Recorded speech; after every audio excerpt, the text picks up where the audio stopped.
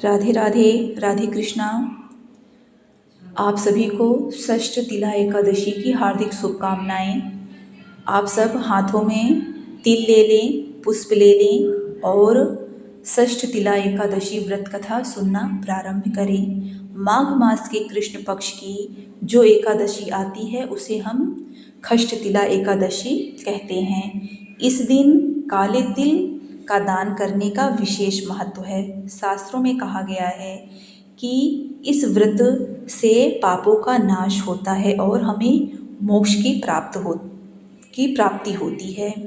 षष्ठ तिला एकादशी प्राचीन काल की बात है कि एक ब्राह्मणी स्त्री थी जो पूरे मन से भगवान विष्णु की नियमित रूप से व्रत, तप और पूजा करती थी, परंतु अपने पूजा पाठ में दान का भाव नहीं रखती थी और विशेष रूप से वह कभी भी किसी को तिल, अन्न और वस्त्र दान नहीं करती थी।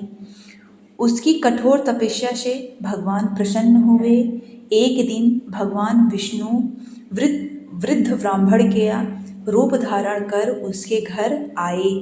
उन्होंने उससे भिक्षा मांगी। स्त्री ने आदर पूर्वक उन्हें अपने घर में बुलाया, पर दान में केवल मिट्टी का ढेला दे दिया। कुछ समय बाद स्त्री का देहांत हुआ और उसे स्वर्ग की प्राप्ति हुई, लेकिन वहाँ अन्न, वस्त्र और सुख साधन का अभाव रहने लगा। परेशान होकर उसने भगवान विष्णु से इसका कारण पूछा। भगवान विष्णु प्रकट हुए और मुस्कुराते हुए बोला, हे ब्राह्मणी, तुमने अपने जीवन भर व्रत और पूजा पाठ तो किया, पर दान नहीं दिया। विशेषकर तुमने तिल दान नहीं किया, ना तुमने किसी को वस्त्र दान किया, ना तुमने किसी को धन दान दिया। इसीलिए तुम्हारे लिए यह कष्ट तुम्हें भोगना पड़ रहा है। स्त्री ने विनम्रता पूर्वक भगवान विष्णु से इसका पश्चाताप करने का विधि पूछा। तब भगवान विष्णु बोले, हे ब्राह्मणी, तुम माघ मास की कृष्ण पक्ष की षष्ठ तिला एकादशी व्रत करो।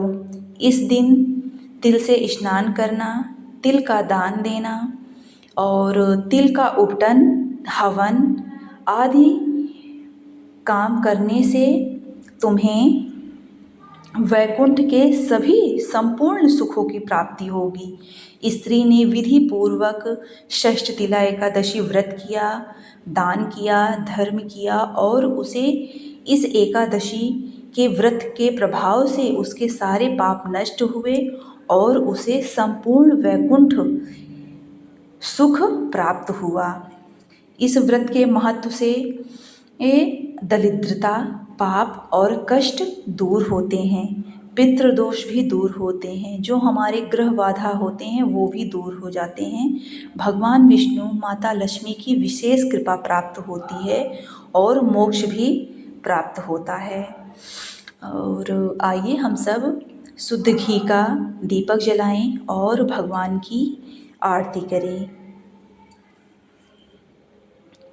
आरती हम करेंगे ओम जय जगदीश हरे।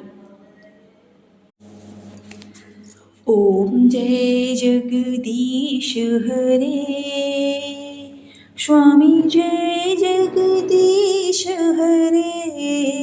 भक्त जनों के संकट, दास जनों के संकट क्षण में दूर करे। ओम जय जगदीश हरे। जो ध्यावें फल पावें, दुख विनशे मन का। सुख संपत्ति घर आवे, कष्ट मिटे तन का। ओम जय जगदीश हरे। मात पिता तुम मेरे, शरण गहूँ मैं किसकी। प्रभु बिन और न दूजा, आश करूं मैं जिसकी, ओम जय जगदीश हरे। तुम पूर्ण परमात्मा, तुम अंतर्यामी, पार ब्रह्म परमेश्वर, तुम सबके स्वामी। ओम जय जगदीश हरे। तुम करुणा के सागर, तुम पालन करता, मैं मूर्ख खल कामी, मैं सेवक तुम स्वामी। कृपा करो भरता, ओम जय जगदीश हरे। तुम हो एक अगोचर, सबके प्राणपति, किस विधि मिलो दयामय, तुमको मैं कुमति। ओम जय जगदीश हरे। दीन बंधु दुख हरता, तुम ठाकुर मेरे, अपने हाथ उठाओ, अपनी शरण बुलाओ, द्वार पड़ा तेरे। ओम जय जगदीश हरे। विषय विकार मिटाओ, पाप हरो देवा, श्रद्धा भक्ति बढ़ाओ, श्रद्धा भक्ति बढ़ाओ, संतन की सेवा। ओम जय जगदीश हरे। तन मन धन सब कुछ है तेरा,